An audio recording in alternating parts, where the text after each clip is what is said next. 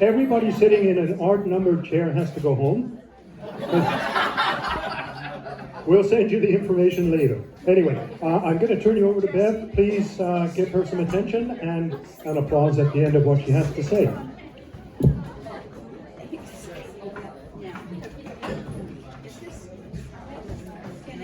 Can everyone hear me?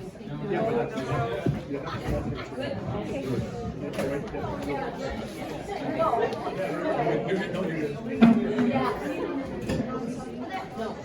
Good afternoon, everyone, and welcome to everything you always wanted to know about septic tanks. Now, okay, in a bit I think of things you didn't really know you needed to know, but Mike's going to help us with that.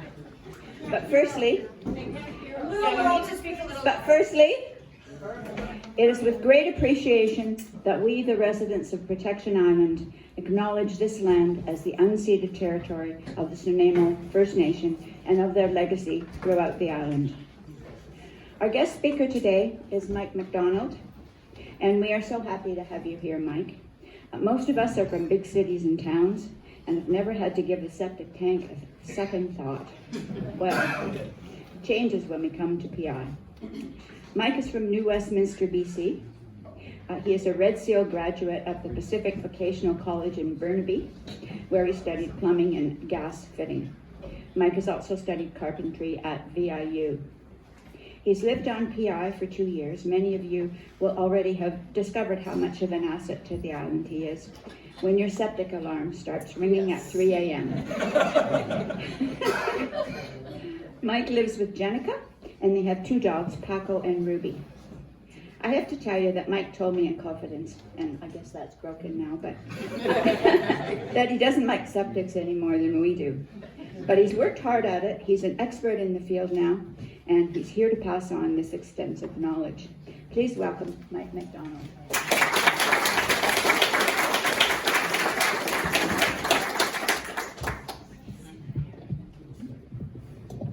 Sorry, everybody.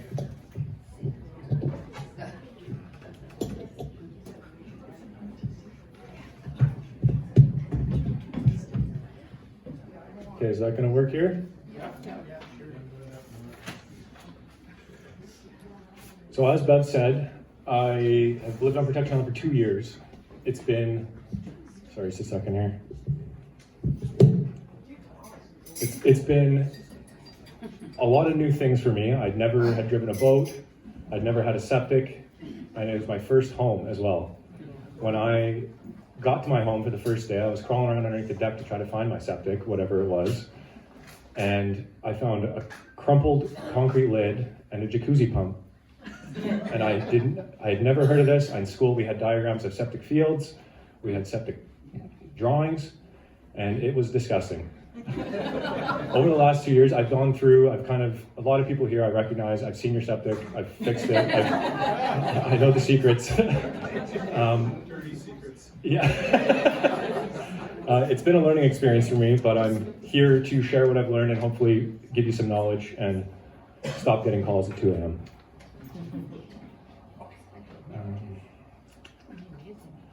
So any photos you find today, if you recognize you're on septic, don't worry, there's confidentiality. I will not out you. I'm not here to dox anyone.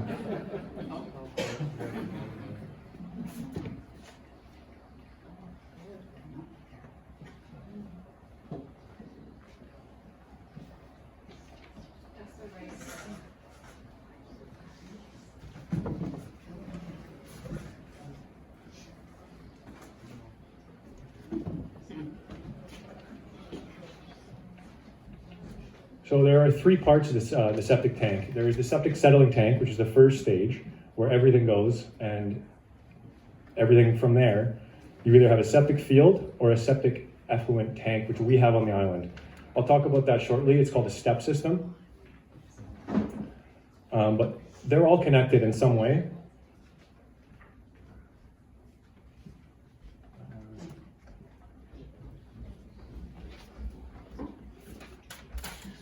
Jenica.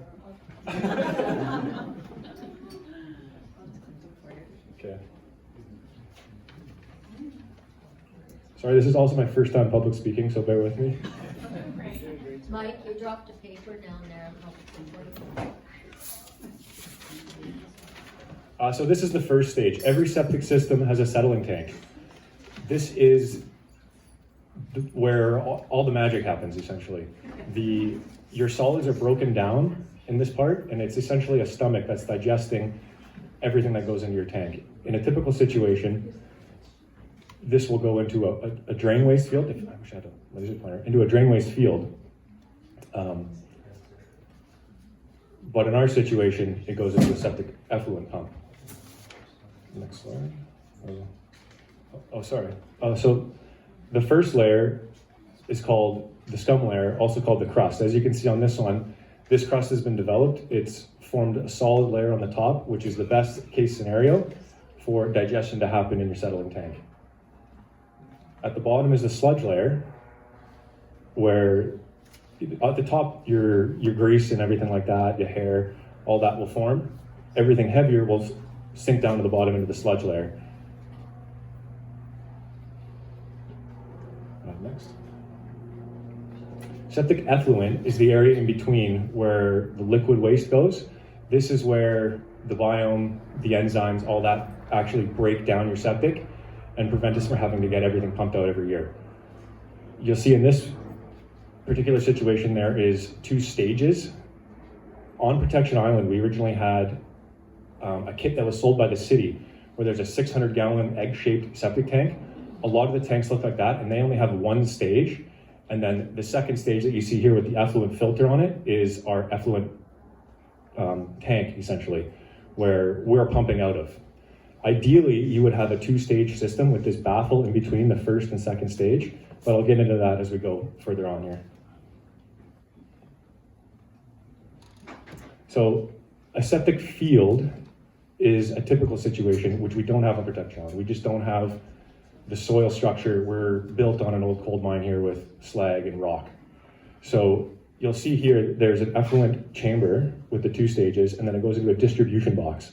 From there, there'll be a trench that's engineered where the water should be filtering through the ground into the groundwater. Next slide. This is what it would look like typically. These situations cost $40,000 to $50,000 if you need to get this redone, and they do need to be redone every 25, 30 years. Luckily, we don't have to deal with this. We have a pump. It's a hard bill to eat when you have $1,000 and whatever my bill is for a pump, but at least we're not dealing with this. Here's another photo of a cross-section of a septic field. Not that it matters, because we don't need to worry about it.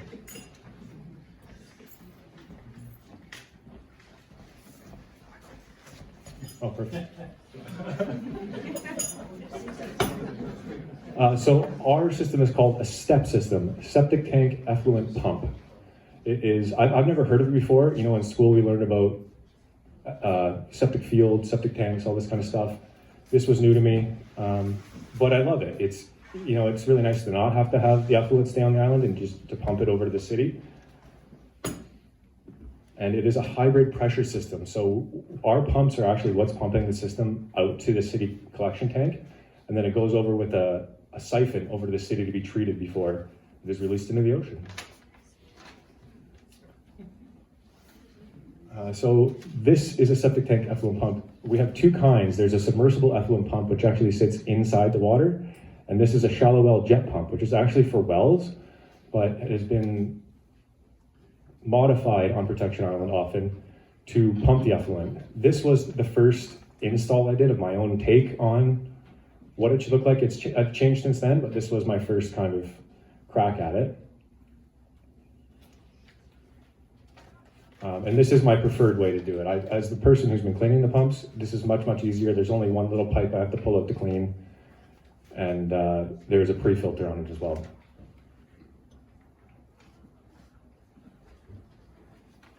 This is gonna get gross.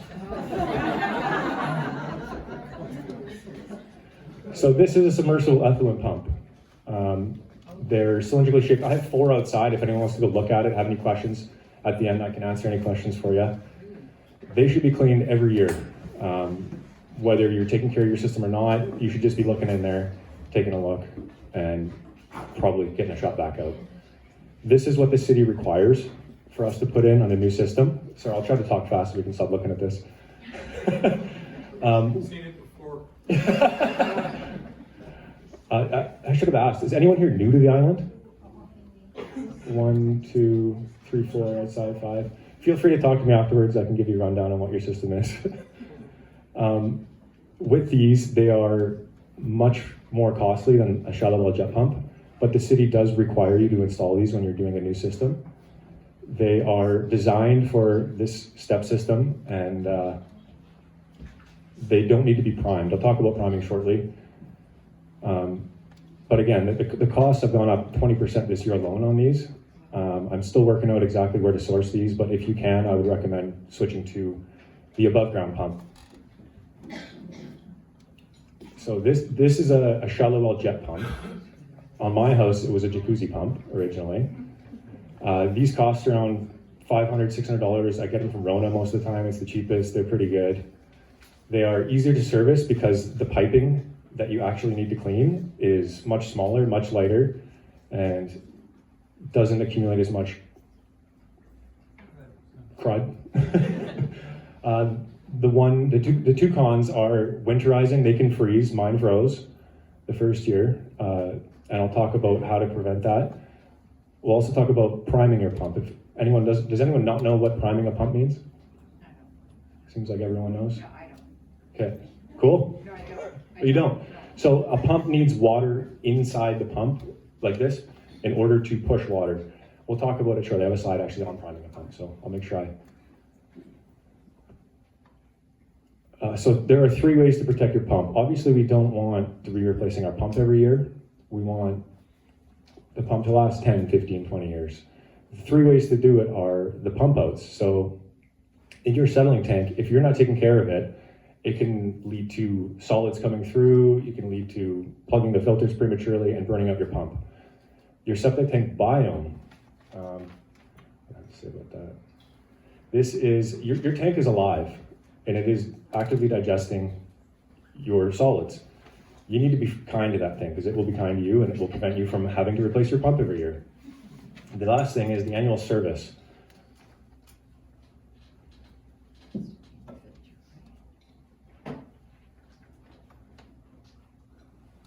next one.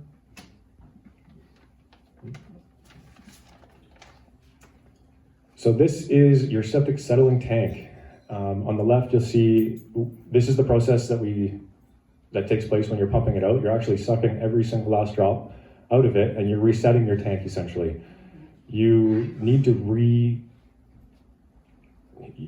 put a new biome into it. So there's additives that you can add, but this should be done once.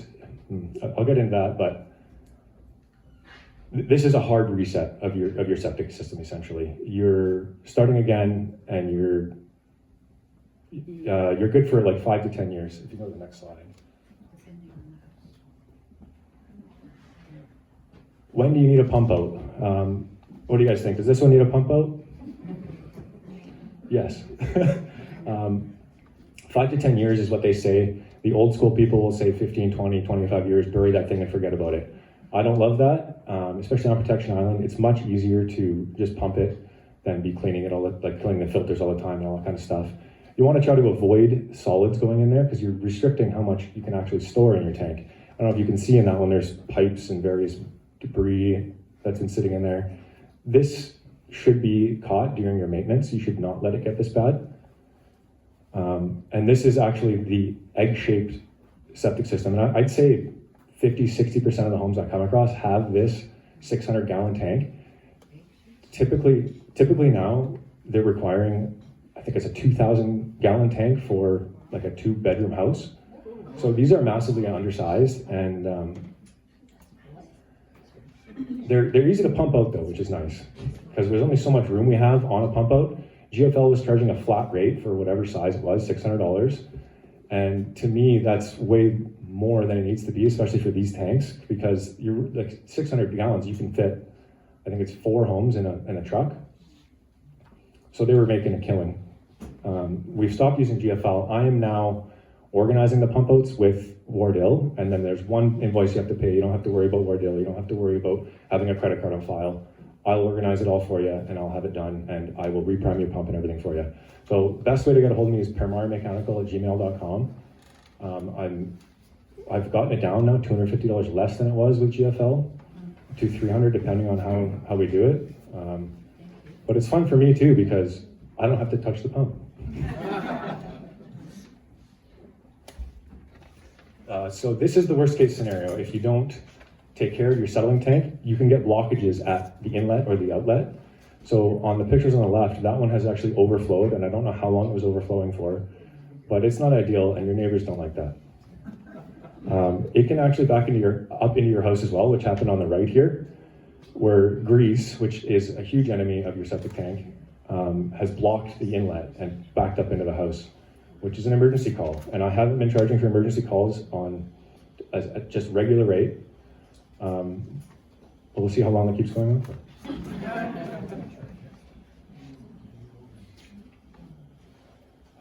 So with the inlet and the outlet of the tanks, there should be a T.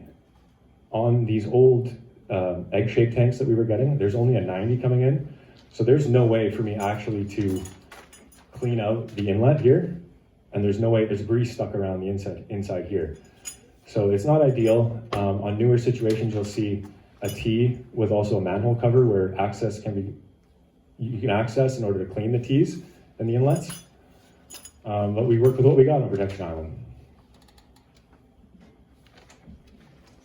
So the do's and don'ts of the septic biome.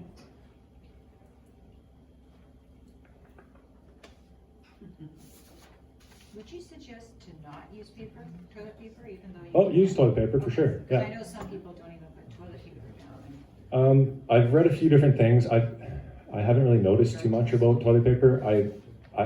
There are certain toilet papers that you're not supposed to use, the thick ones, the scented ones. The jar test. What's the jar test? Oh, you put it in a jar. Put your toilet paper in and you... Yeah.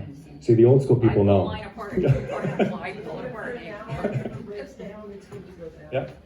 We actually had a toilet party once, and everybody bought different brands of toilet paper, Right. put them in the jars, shook them up, tested them for a week or two, and one of the best ones was the Costco Kirkland. The Kirkland one? But it's not now.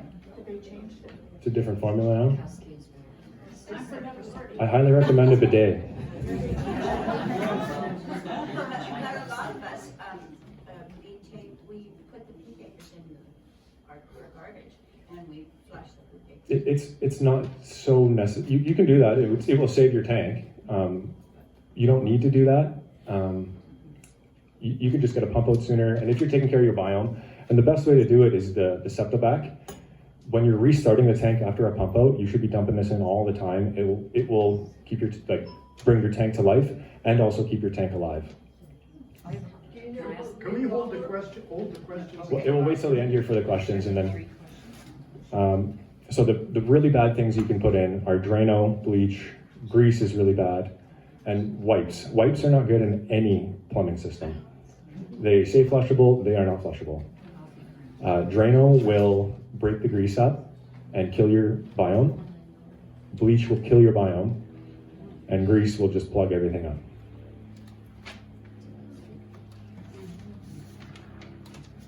So on the far left here, that is an effluent tank. It is sludge. The biome's been dead for I don't know how many years. It's not filtering anything. Everything that's going in is just turning into this tar that was overheating the pump. You don't want to get there. That's going to take a couple different pump outs, multiple biome changes. On the right, you actually have grease, and the little white pellets are actually grease pellets that have been broken down and are clogging the filters.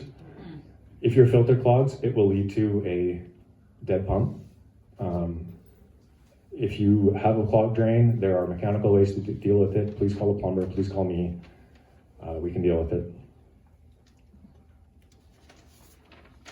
The annual service is the most important part of taking care of your pump. You want to be checking on that thing. It is expensive, especially if you have a submersible one. Here, we have the inlet, and these are meant to be on the outlet of the settling tank, but I like putting them here because they're easy to pull out and just hose off And then instead of having to pull, so this is the filter around the pump itself, and the pump is actually inside the filter here. So you have to either undo a union, or in this case, it's a, I can't remember what you call those fittings, it's a polyethylene fitting. And then you have to pull the whole pump out and hose off the filter. As well, you can see there's solid sludge that's been accumulating in the bottom here. That will plug up your filters and your pump. Here, I've refilled it with fresh water just to test the pump and reprime it. I think we're going into the repriming here now. So this is the foot valve. When you have the above ground pumps, this is where all the effluent is sucked through and then sent out to the city, through the suction side of the pump. It's just a little spring check valve that prevents the water from falling out, but will also allow it to go up. You have to keep these clean, or you can end up losing your prime, which will burn out your pump very, very quickly. What's that called again? A foot valve. If you want, you can take a look at it after you're too there. Every above ground pump will have a foot valve.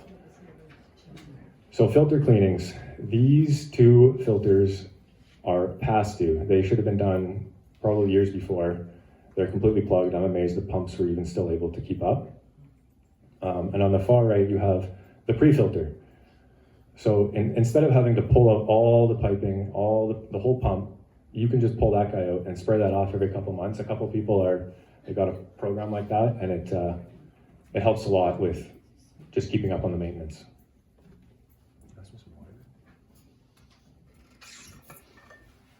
So this is a brand new system with I think this is a 1,500 gallon effluent tank. So this effluent tank is larger than the settling tanks we even have on the island.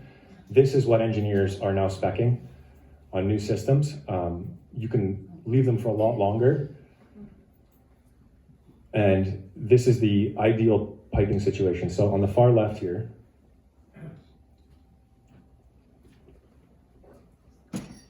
this is called a union. I actually have one here if you want to take a look at it.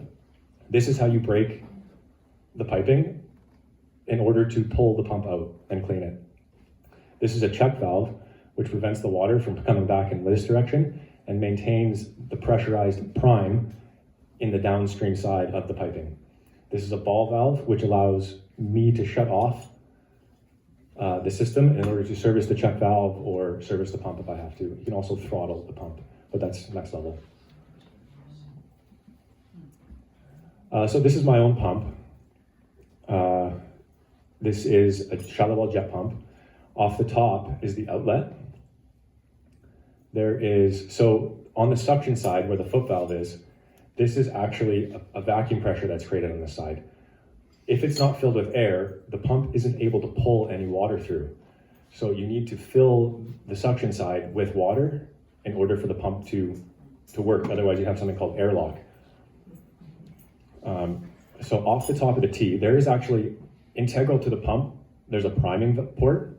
I don't like those. They have a little rubber gasket on them. They're difficult to get off. They can break easily. I always put a T off the top, and then you take your hose and you just fill that up until the water stops draining out, and then you put the cap back on, you're good to go. It's really simple. If you have an above ground pump, you should probably know how to do this. If you don't know what you have, you should probably find out. And I'm happy to show you how to do it. If you want to have an inspection with me, just email me. Winterizing. So with these above ground pumps, and actually this one isn't even an above ground pump. For some reason, they had brought a check valve up into a box. And here you can see it's cracked because it's frozen over the winter. So within these boxes, I call them dog houses, and a lot of them need to be rebuilt on the island. But you want to make sure that this thing is warm, and then they have these heat cables. They're about $40 at Rona. You can either run an extension cord out, or if your pump has been properly installed, there should be a plug for them. And you want to put those in probably around December. Well, as soon as we start going to below zero, you want to have one of these heat cables put in. But this is about the worst thing that can happen to you with the above ground pumps. It's not such a bad thing. $40 isn't that bad. Your high limit alarm. Nobody likes to hear this one. So the pumps are controlled by float switches. So when the level gets to a certain level, so the water gets to a certain level, it will turn on the pump, and then when it pumps out to a certain point, it'll turn off the pump. If the pump doesn't work for some reason, either your filter's plugged, it's lost prime, it's just completely dead, the water will fill to a certain point where your high limit alarm will go off. That's how you know there's a problem. And what do you do when your high limit alarm goes off?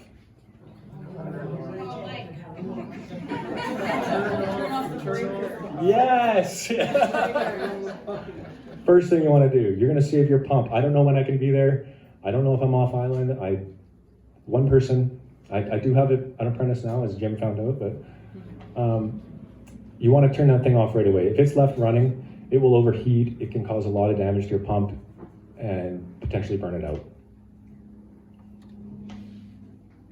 This is what can happen if your pump is left running. So this pump was overamping so long, it actually started to melt the plug.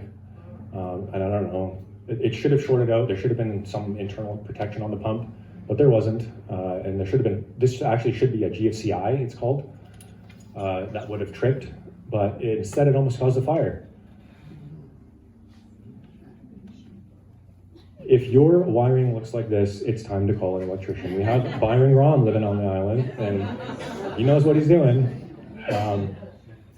This is very typical on Protection Island. There's a lot of DIY, there's a lot of unskilled people that are trying their best.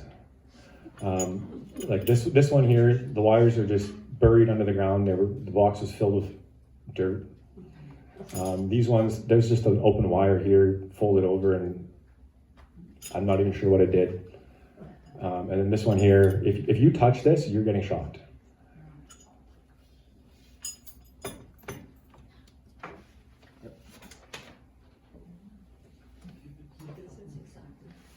Keep it simple, stupid.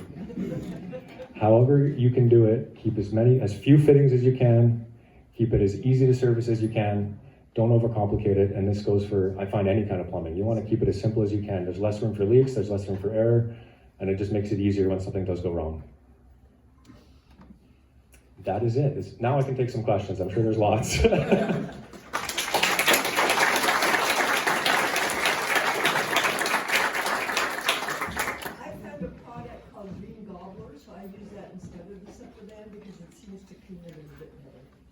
Okay, that's an enzyme additive, right? Not a... Yeah, it's an enzyme additive. Home Depot always has it. I'm not sure about it. Make sure you don't confuse the green gobbler. There's a drain. They make a drain cleaner as well, which is the same as Drano. Yeah. So make sure you're getting an enzyme additive, not a drain cleaner.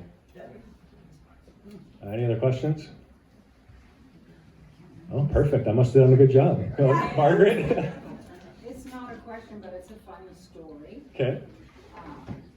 Early on in the history of Protection Island, of course, we were pretty much left alone to our own devices here. And it was, I guess, and I may not have the dates all right, but periodically there would be an inspector come over from the city and check the septic system, make sure we were pumping stuff.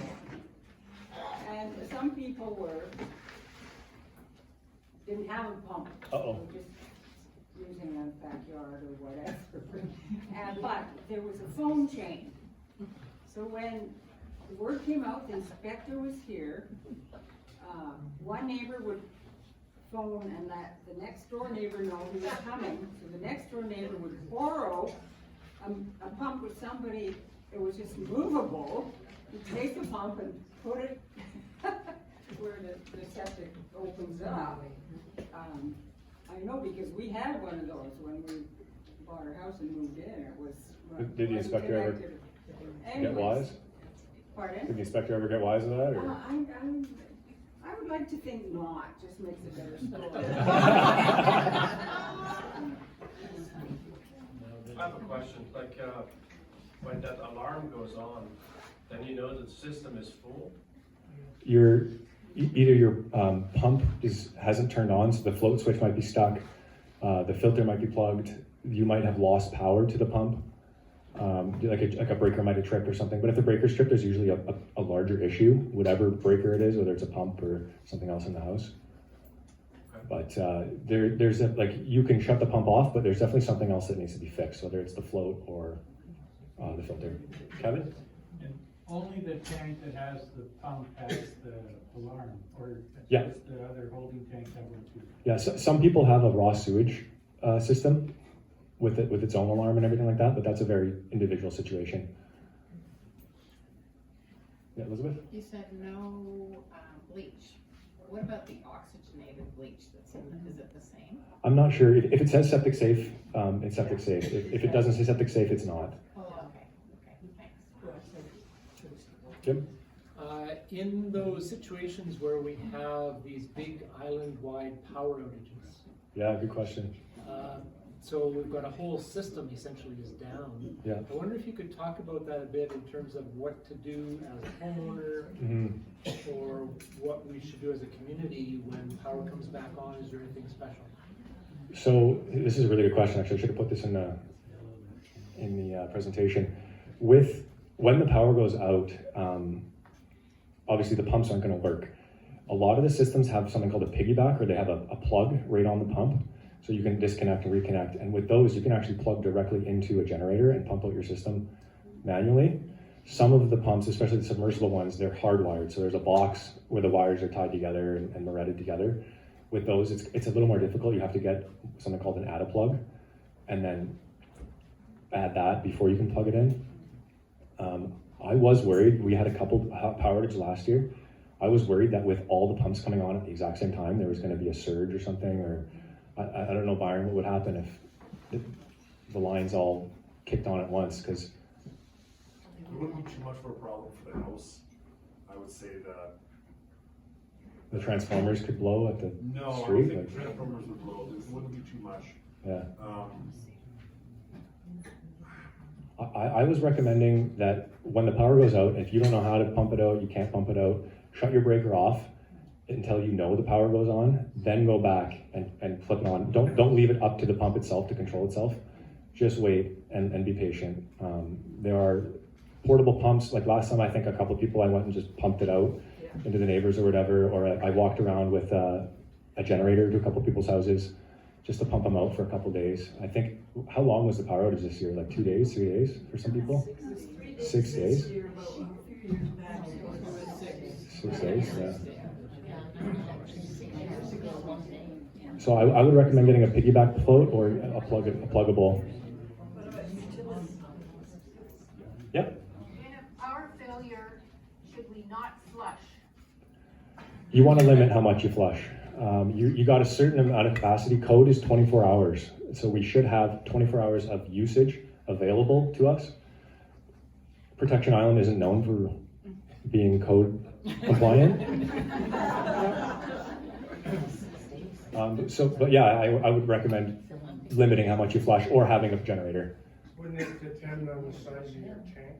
Your tank should be sized for the amount of people in the house as well as the bathrooms in the house. But with these old systems that they were selling, they're all the same, and they're probably undersized. Mine's a small one. The 600-gallon one? It's a small tank. There's a circular effluent tank. No, there's two tanks, but Yeah. they're not a tank like you're talking about that the city calls for now. Oh yeah, they're way bigger now. So I think the older ones are not up to code. The newer ones should be 24 hours of continuous usage. Yep. So if the power goes out and we have a generator that can pump out our sewage out, where does it go? And does the pump at the station operate that time, or does it get overpowered with all the effluent coming from? So the catch basin at the city is actually, if you're in Pirates Park and you go up next to the stairs, there's like a private area up there. Yeah. There's a catch basin there. It must be 80 feet, 100 feet deep. Yeah. And it has a sluice gate, and it's actually a siphon that pulls it out underneath the ocean, under the harbor. Right. Whether or not the sluice gate could be controlled with the power outage, I'm not sure. I would assume there was some kind of redundancy, like a backup battery, or, but I'm not sure. There is a lot of volume there available. That's good. Yeah. I know it. Would you suggest if you had an old system to actually replace it and put a new system in? No. No, okay. I'm just trying to think void like. My opinion is if it ain't broke, don't fix it. Hold on to it as long as you can. Don Hoey, I don't know if he's here, I don't think he is. He has an excavator and he wants to get into installs. So if we do need to upgrade any systems or if there are any new houses, then I think him and I are gonna partner together and be doing new installs. I've done one already, but But you would know if you looked at a system, whether or not it should be it's replaced or undersized. not. If the old tanks are designed for a 2-bedroom house, I'm pretty sure. A lot of places on the island, they've kind of added bedrooms and added bathrooms and things like that, so they're massively undersized. I think in that case, just get a pump out more frequently is your best option. It's like $750 or something, do it every 5 years. Probably your best option. Yeah? When your alarm goes off, that means that your pump is stopped? It means that either the pump is not working or plugged. It could be continuously running, it's just plugged or lost its prime. Okay, so when you shut your alarm off, you're not doing anything except shutting the alarm off, Yeah. is that correct? Yeah. So then you have to go to your pump. You can go to the breaker and shut off the power at the breaker. Right, okay. Or some people have a switch, or my favorite is the ones with the plug where you can unplug it, and then like I'm saying, you can just plug it into a generator. That's why we have a plug on it. Yes, yeah. Yep. What I do if my pump's running and my alarm's gone off, I just lift the lid on my pump chamber and I flip the float out and the pump stops until I have time to deal with it. Yeah, that's a good way to do it. Yeah. Giles, yeah. Running to the breaker and back and forth, and it's easier than when I come to prime the pump too, because I just use the float back and forth until I've got the pump working again. Yeah, that's the way I do it. If I can't get access to a house, I can go mess with the float. Giles? I was wondering if our gray water systems, are there any such thing here? Gray water systems are kind of a different part of the code. I don't recommend them. You want that gray water in your pump tank because that's actually where your enzymes are living. If you just send solids and toilet water to your septic tank, you're not really getting you're not getting fresh water or gray water in that case, and it is still sewage because you're getting everything that goes down your drain is still in your gray water. Gray water just means that there's no solid waste in it. There's no toilet connected or soil pipe they call it connected to it. Okay. When there's a power out, are you aware of what kind of generator, what amperage you need to power the pump? I know we've got I forgot the amps, but it's not enough. Byron, I think they're 12 amp is the most. 12 amp for a. The pumps are rated for 12 amps. Yeah, they say it outside. 12 amps, give or take, it's a single phase. Yeah. Your generator being sized, I can help you with that, finding out exactly what the demand of your house is.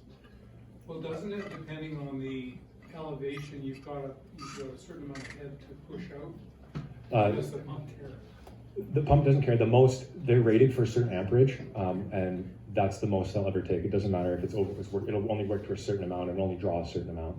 And I know that the breakers are 15 amp for all pumps. So if you've got a 15 amp available on your generator, it should be enough. Depends on the size of your pump, whether it's 240 volt or 120. Yeah, that's fair too. You need a generator. If you have a 240 pump, you need a generator with a 240 connection. Last question here. Has anyone got a really good question? What about cleaning drains with baking soda and vinegar? Is that? That's fine, yeah. Good. Yeah, I recommend a mechanic, like getting a snake or whatever, but Yeah. baking soda vinegar works. Catherine's got a bunch of stuff to say.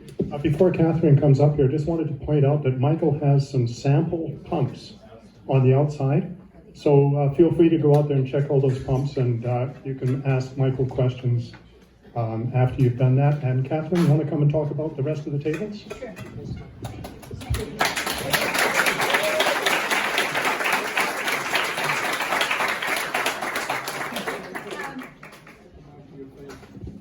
Okay. The second part of this is we're going to have tables so that new people and old people can find out what type of activities we have on the island. We have 26 different groups that are represented here. Some, I think maybe 4 are not representative, but their numbers are on this list. I'm going to hand out a list, if you pass them around.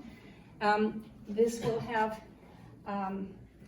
all the names of the clubs. If you're 2 in a family, it'd be best if you took 1, because we don't know whether or not we have enough copies. Different people at different tables, and they're really excited about having you come and talk to them. They brought all kinds of stuff. The brownies, or guides, sorry, are going to be selling cookies. Their cookies are sampled on the table over here where you can get coffee or water, but their cookies over there, I believe they're $6, is that correct? And they're going to sell them. And what type are they? Mint chocolate. Mint chocolate, okay? And we hope that people will buy them for them, because we have a lot of brownies on here. And the other thing is, I guess I've forgotten. Anyhow, I would like you pass these around and then enjoy talking to the people. Oh yes, one of the most important things is, if you're new, if you would please go over to the Block Watch and sign up. Or if you've changed your telephone number, or changed your email address, or your dog has died, or any one of those things, could you please go over to the table that has the Block Watch and the telephone books. We do have telephone books for sale if anybody is interested in them. Anyhow, I hope you have fun in it. And the reason we have name tags on everybody is because we want you to know us, and we want to know you.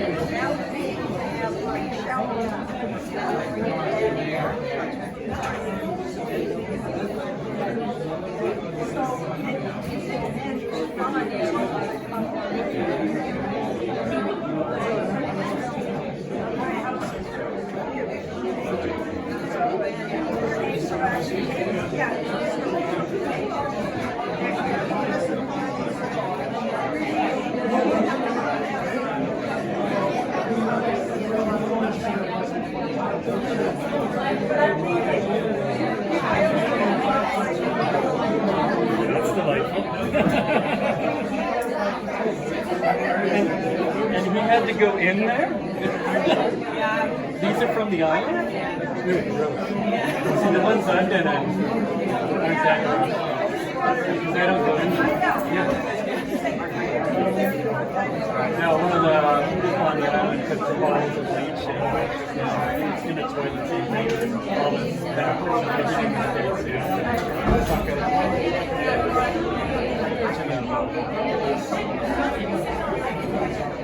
That looks like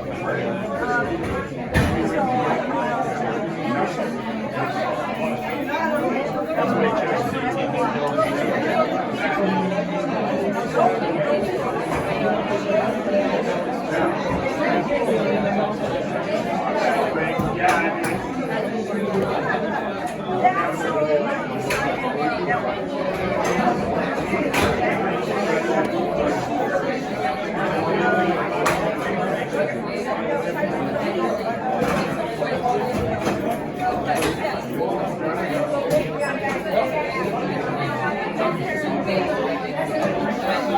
That's it.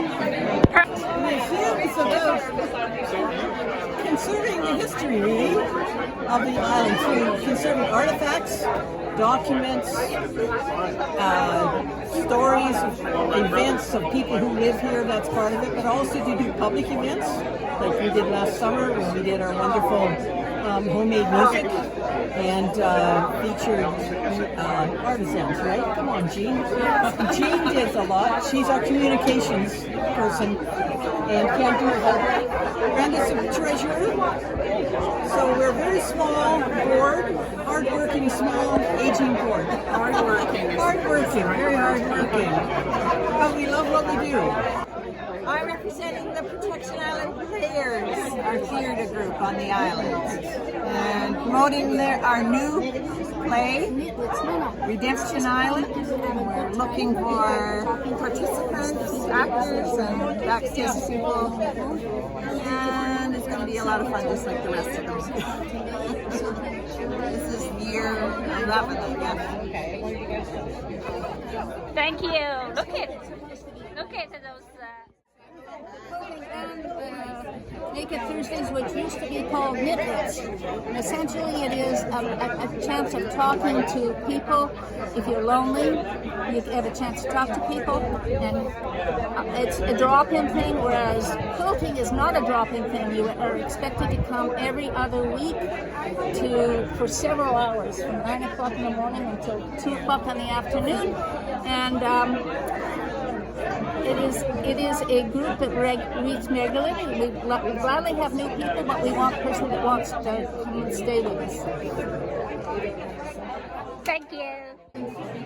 Community garden. Community garden. Are you interested? Do you have a green thumb? Would you like a green thumb? What about the community garden? What do you do there? We sit around and talk, and then we pretend to garden and know what we're talking about. And then we sit around some more and talk about what we think we know or we know. We just have some fun. That's all. Welcome anytime. Especially Saturdays, 10 to 12. See you there.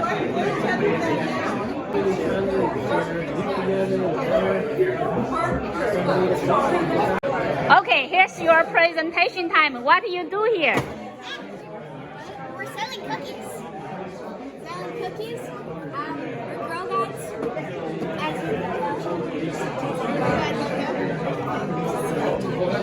This flag, I had to rewrite it this morning because the color was too light. So I got black. Yeah, and in Girl Guides we volunteer and we do crafts. Salamander boards just a little while ago. Yeah, salamander boards in the park. We did that last year. Very, very good. You know what here? There's some very exciting work with our library, Jess. Valerie and myself are just telling you all about the library. So go downstairs and see the library, Jess. It's been a long time since you've been there. And they're the best. Every Sunday afternoon, 1 till 3 o'clock. And there's a toy library as well. We do. We have DVDs and books and children's books and local authors. Look at this. This is Giles' book. And Giles is here today. We have a large local author section. Yeah, and David's book. And there's Marie's book. They're all local authors. Where's your cookbook? I didn't bring any up. You told me we got our own cookbook. How long are you here for? Oh, good.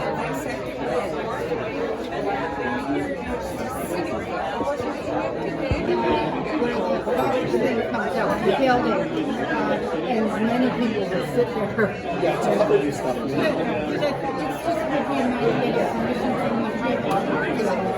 That little chicane around the building and up the ramp and the concrete ramp. And Dave, just have a spot to stop for a second. I think that's important for the yeah, and just be able to sit down and take a break and a breather.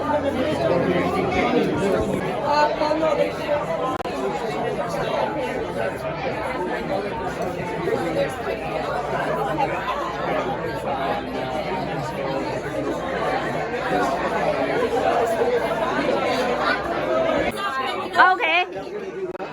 If you don't want to say anything, it's okay. I'll just take some clips. Okay.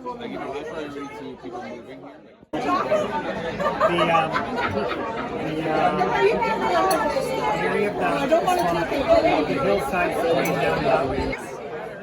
It's a lot of fun. We hope and holler and we stomp and clap our hats and it's a good exercise and a lot of fun. So I encourage anybody to contact me and join our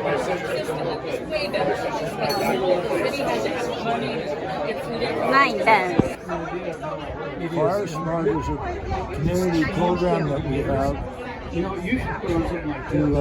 build resilience in the community in case we ever have forest fires, wildfires on the island. People saying it's not necessary to separate